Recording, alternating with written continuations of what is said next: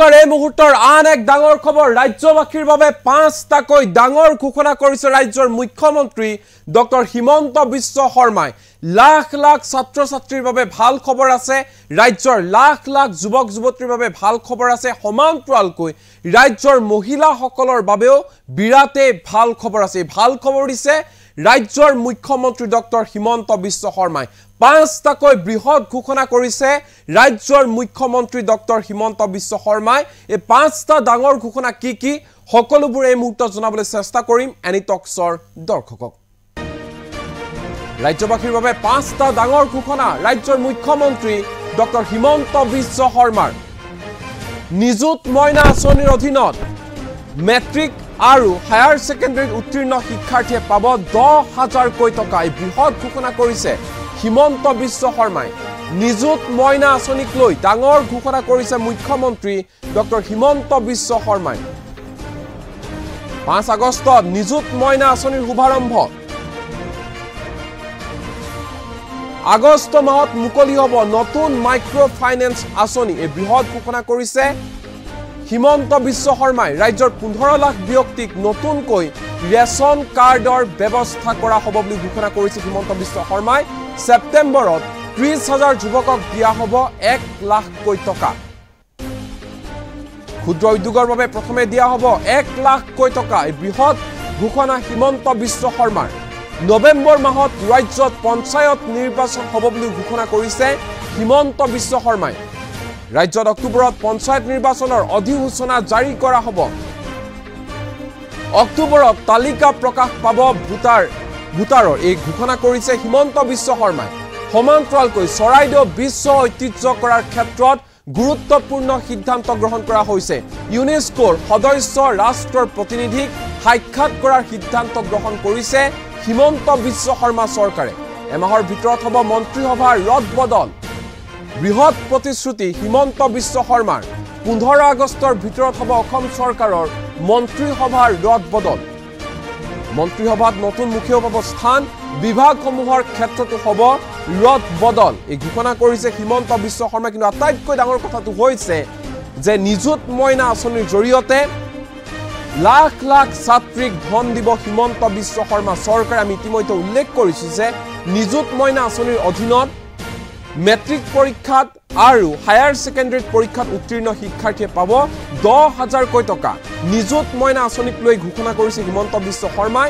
5 আগষ্টত নিযুত মইনা আঁচনিৰ শুভাৰম্ভ কৰা হ'ব সমান্তৰালকৈ আগষ্ট মাহত মুকলি হ'ব নতুন মাইক্ৰ ফাইনেন্স আঁচনি তদুপৰি ৰাজ্যৰ 15 লাখ ব্যক্তিক নতুনকৈ ৰেশন কাৰ্ড দিয়া হ'ব বুলি ঘোষণা কৰিছে হিমন্ত বিশ্ব শৰ্মা আটাইতকৈ ডাঙৰ কথাটো হৈছে সেপ্টেম্বৰ মাহত 30,000 যুৱকক দিয়া হ'ব 1 লাখ কোটি টকা ক্ষুদ্ৰ উদ্যোগৰ বাবে প্ৰথমে দিয়া হ'ব 1 লাখ কোটি টকা ইয়াৰ পিছত আৰু ধন ৰাখি দিব হিমন্ত বিশ্ব শৰ্মা চৰকাৰ এই মুহূৰ্তত হিমন্ত বিশ্ব শৰ্মাৰ মন্তব্য আমাৰ লগত আছে কি কৈছে শুনোৱা এছেম্বলি কাৰ্যকাল 2026 লৈকে আছে গতিকে যি কেটা বিধানসভাত এমপি জিকিছে তেওঁলোকৰ মই যিমান দূৰ আইন জানো আপোনালোকে নিৰ্বাচনী আয়োগক ভাল কৰি খুদিব লাগিব কিন্তু যেনেকা বিহালী ৰঞ্জিত দত্ত জিকিলে বিহালীটো নতুন সমষ্টি মতে শিডিউল কাষ্ট হৈছে কিন্তু পুৰণা মতে নন শিডিউল কাষ্ট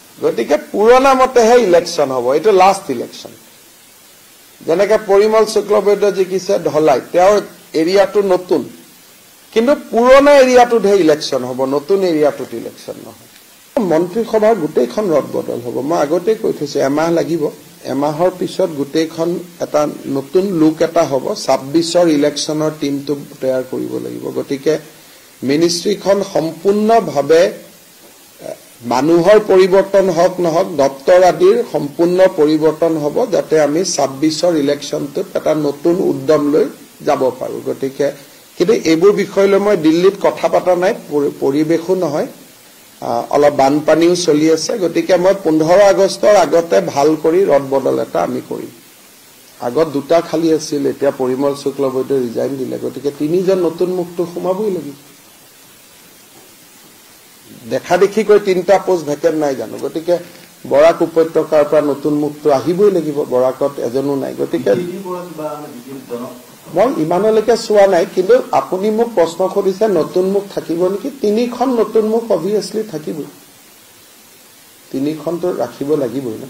যে উন্নয়ন খণ্ডবিলাক দুটা সমষ্টিৰ কাভাৰ কৰি উন্নয়ন খণ্ডবিলাক আছে। বিশেষকৈ বিধানসভাৰ সমষ্টিৰ পুনৰ নিৰ্ধাৰণৰ পিছত এই সমস্যাটো বেছি জটিল হৈ পৰিছে। যে আগতে যদি দুটা ডেভেলপমেণ্ট ব্লক এটা বিধানসভাত আছিল, এতিয়া দুটা ডেভেলপমেণ্ট ব্লকে চাৰিটা বিধানসভা সমষ্টিত স্পৰ্শ কৰিছে। কাৰণ ডিলিমিটেশ্যনৰ সময়ততো ব্লক হিচাপত হোৱা নাই, গাঁও হিচাপত হৈছিলে। সেইকাৰণে তাৰ আগতে আমি অসমত আটাইবোৰ ডেভেলপমেণ্ট ব্লক নতুনকৈ পুনৰ নিৰ্ধাৰণ কৰিম আৰু সমষ্টিসমূহৰ পঞ্চায়ত, জিলা পৰিষদ আৰু আঞ্চলিক পঞ্চায়তসমূহৰ সীমাৰ পুনৰ নিৰ্ধাৰণ হ'ব। আৰু এই পুনৰ নিৰ্ধাৰণৰ কাৰ্যসূচী আগষ্টৰ 30 তাৰিখে শেষ হ'ব। 3 মাহ ক্লেইমছ অবজেকশ্যন 3 মাহ থাকিব আৰু আগষ্টৰ শেষত শেষ হোৱাৰ লগে লগে ছেপ্টেম্বৰ মাহত ভোটাৰ তালিকা আৰু অক্টোবৰৰ শেষ সপ্তাহত ইলেকশ্যন নটিফিকেশ্যন আৰু নৱেম্বৰৰ শেষ সপ্তাহ কৰবাত যদি ইলেকশ্যন কমিশ্যনে 1-2 দিন ডিচেম্বৰলৈকে যাব। আমি এই সময়ছোৱাৰ ভিতৰতে ৰাজ্যত পঞ্চায়ত নিৰ্বাচন অনুষ্ঠিত কৰাৰ বাবে আমি সিদ্ধান্ত গ্ৰহণ কৰিছোঁ। যে উন্নয়ন খণ্ডবিলাক দুটা সমষ্টিৰ কাভাৰ কৰি উন্নয়ন খণ্ডবিলাক আছে। বিশেষকৈ বিধানসভাৰ সমষ্টিৰ পুনৰ নিৰ্ধাৰণৰ পিছত এই সমস্যাটো বেছি জটিল হৈ পৰিছে। যে আগতে যদি দুটা ডেভেলপমেণ্ট ব্লক এটা বিধানসভাত আছিল, এতিয়া দুটা ডেভেলপমেণ্ট ব্লকে চাৰিটা বিধানসভা সমষ্টিত স্পৰ্শ কৰিছে। কাৰণ ডিলিমিটেশ্যনৰ সময়ততো ব্লক হিচাপত হোৱা নাই, গাঁও হিচাপত হৈছিলে। সেইকাৰণে তাৰ আগতে আমি অসমত আটাইবোৰ ডেভেলপমেণ্ট ব্লক নতুনকৈ পুনৰ নিৰ্ধাৰণ কৰিম আৰু সমষ্টিসমূহৰ পঞ্চায়ত, জিলা পৰিষদ আৰু আঞ্চলিক পঞ্চায়তসমূহৰ সীমাৰ পুনৰ নিৰ্ধাৰণ হ'ব। আৰু এই পুনৰ নিৰ্ধাৰণৰ কাৰ্যসূচী আগষ্টৰ 30 তাৰিখে শেষ হ'ব।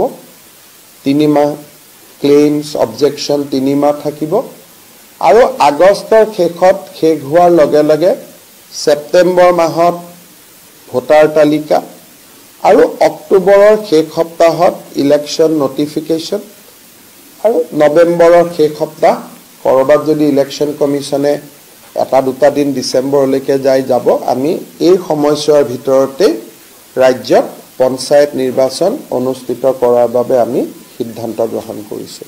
পঞ্চায়ত হ'ব, মেম্বাৰ হ'ব, ৱাৰ্ড প্ৰথম হ'ল ৱাৰ্ডৰ পিছত জিপিৰ পিছত এপিৰ পিছত জিলা পৰিষদ। এই গোটেই চেইনটো ডিলিমিটেশ্যন হয়। সংখ্যা কমা বঢ়া নহয়, কাৰণ জনসংখ্যা একে আছে। গতিকে জনসংখ্যাৰ তাগিদাত যদি অলপ বঢ়াব লাগে বঢ়াব পাৰিব, কিন্তু কমোৱাৰ কথাটো অহা নাই, কাৰণ জনসংখ্যাটোতো কমি যোৱা নাই। কিন্তু বিডিঅ' অফিচ, আমাৰ যিটো বিডিঅ' অফিচ আগত আমাৰ জিলাসমূহত আছিলে, সমষ্টি পুনৰ গঠনৰ কাৰণে এতিয়া আগতে এভাৰেজ এটা সমষ্টিত 2টা বিডিঅ' অফিচ আছিল। এতিয়া বিডিঅ' অফিচ কৰবাত 1টা হ'ব, কৰবাত 2টা হ'ব, কৰবাত 3টাও হ'বগৈ। আগতে কৰবাত নাছিলো, কিন্তু আমাৰ এইবাৰ বিডিঅ' অফিচখিনিও যাতে প্ৰত্যেক পঞ্চায়ততে এটা কোড হ'ব। যেনেকৈ আজি আমাৰ কামৰূপত, গুৱাহাটী টাউন অকল সোণাপুৰখিনি গাঁও আছে, গতিকে সেইখিনিৰ কাৰণে এটা হ'ব। ধৰক নগাঁও এটা সদৰ সমষ্টি, মেক্সিমাম জেগা নগাঁও টাউনত আছে, কিন্তু অলপ গাঁও ৰখি গৈছে, তেওঁলোকৰ কাৰণে এটা বিডিঅ' অফিচ হ'ব। কিন্তু নগাঁৱৰ লগত ব্ৰহ্মপুৰটো যোগ নহয়, যি হ'ব নগাঁৱতে হ'ব, সৰু হওক ডাঙৰ হওক, অফিচটো নগাঁৱতে থাকিব আৰু নগাঁৱৰ মানুহৰ কাৰণে হ'ব। ব্ৰহ্মপুৰতো ব্ৰহ্মপুৰৰ কাৰণে হ'ব, আধা ব্ৰহ্মপুৰ আধা নগাঁও নহয়। এই গোটেইখিনি আমি আগষ্টৰ 30 তাৰিখৰ ভিতৰত কৰি পেলাম। জিলা পৰিষদ, আঞ্চলিক পঞ্চায়ত, গাঁও পঞ্চায়ত আৰু সমান্তৰালভাৱে আমাৰ চৰকাৰে ইলেকশ্যনৰ সময়ত আমি নিযুত মইনা বুলি আঁচনি এখনৰ কথা উল্লেখ কৰিছিলোঁ।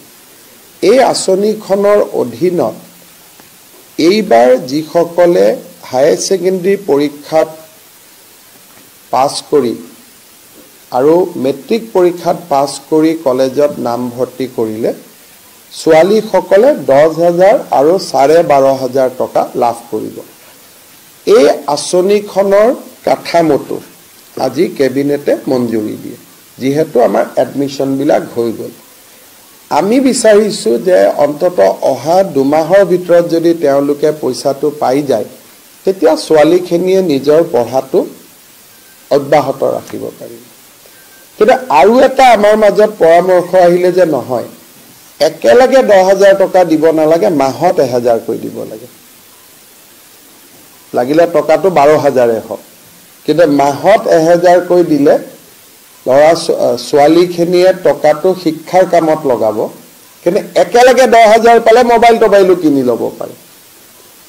গতিকে এই বিষয়টো আমাৰ ৰণোজ পেগু আৰু চন্দ্ৰমোহন পাটোৱাৰীক লৈ আমি কেবিনেট কমিটি এখন কৰি দিছোঁ। অহা 7 দিনৰ ভিতৰত তেওঁলোকে শিক্ষাবিদসকলৰ লগত কথা পাতি আমাক এটা পৰামৰ্শ দিব যে মাহত 1,000 কৰি দি থাকিম নে একেলগে আমি 10,000 দিম। এই সিদ্ধান্তটো আমি বেছি সময় দিয়া নাই, 7 দিন দিছোঁ, কাৰণ 15 আগষ্টৰ দিনাখন এই আঁচনিখনৰ টকা 1,000 টকা কৰিয়ে হওক বা একেলগে 10,000 টকা কৰিয়ে হওক, যিটোৱে হওক, এই আঁচনিখন আমি অহা 15 আগষ্টৰ দিনাখন শুভাৰম্ভ কৰিব খুজিছোঁ। আমাৰ চৰকাৰে ইলেকশ্যনৰ সময়ত আমি নিযুত মইনা বুলি আঁচনি এখনৰ কথা উল্লেখ কৰিছিলোঁ। এই আঁচনিখনৰ অধীনত এইবাৰ যিসকলে হায়াৰ ছেকেণ্ডাৰী পৰীক্ষাত পাছ কৰি আৰু মেট্ৰিক পৰীক্ষাত পাছ কৰি কলেজত নামভৰ্তি কৰিলে ছোৱালীসকলে 10,000 আৰু 12,500 টকা লাভ কৰিব। এই আঁচনিখনৰ কাঠামোটো আজি কেবিনেটে মঞ্জুৰি দিয়ে, যিহেতু আমাৰ এডমিশ্যনবিলাক হৈ গ'ল। আমি বিচাৰিছোঁ যে অন্তত অহা 2 মাহৰ ভিতৰত যদি তেওঁলোকে পইচাটো পাই যায়, তেতিয়া ছোৱালীখিনিয়ে নিজৰ পঢ়াটো অব্যাহত ৰাখিব পাৰিব। কিন্তু আৰু এটা আমাৰ মাজত পৰামৰ্শ আহিলে যে নহয়, একেলগে 10,000 টকা দিব নালাগে, মাহত 1,000 কৈ দিব লাগে। লাগিলে টকাটো 12,000 হওক, কিন্তু মাহত 1,000 কৈ দিলে ল'ৰা ছোৱালীখিনিয়ে টকাটো শিক্ষাৰ কামত লগাব, কিন্তু একেলগে 10,000 পালে মোবাইলো কিনি ল'ব পাৰে। গতিকে এই বিষয়টো আমাৰ ৰণোজ পেগু আৰু চন্দ্ৰমোহন পাটোৱাৰীক লৈ আমি কেবিনেট কমিটি এখন কৰি দিছোঁ। অহা 7 দিনৰ ভিতৰত তেওঁলোকে শিক্ষাবিদসকলৰ লগত কথা পাতি আমাক এটা পৰামৰ্শ দিব যে মাহত 1,000 কৰি দি থাকিম নে একেলগে আমি 10,000 দিম।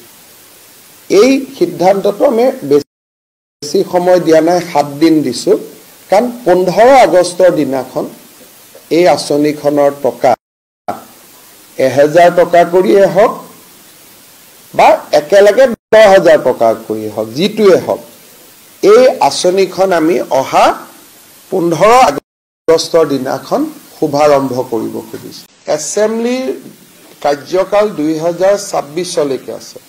গতিকে যিকেইটা বিধানসভাত MP জিকিছে তেওঁলোকৰ মই যিমান দূৰ আইন জানো, আপোনালোকে নিৰ্বাচনী আয়োগক ভাল কৰি সুধিব লাগিব, কিন্তু যেনেকুৱা বিহালী ৰঞ্জিত দত্ত জিকিলে, বিহালীটো নতুন সমষ্টি মতে শিডিউল কাষ্ট হৈছে, কিন্তু পুৰণা মতে নন শিডিউল কাষ্ট। গতিকে পুৰণা মতেহে ইলেকশ্যন হ'ব, এইটো লাষ্ট ইলেকশ্যন। যেনেকে পৰিমল শুক্লবৈদ্য জিকিছে ধলাই, তেওঁৰ এৰিয়াটো নতুন, কিন্তু পুৰণা এৰিয়াটোতহে ইলেকশ্যন হ'ব, নতুন এৰিয়াটোত ইলেকশ্যন নহয়।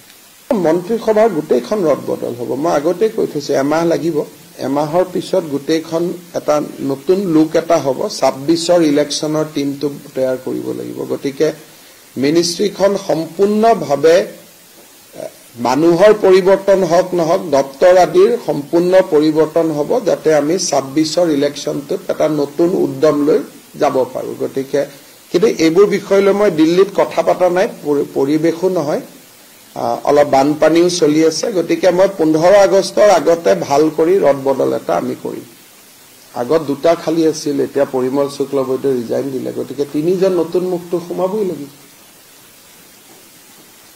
দেখা দেখি কৈ তিনটা পোষ্ট ভেকেন্ট নাই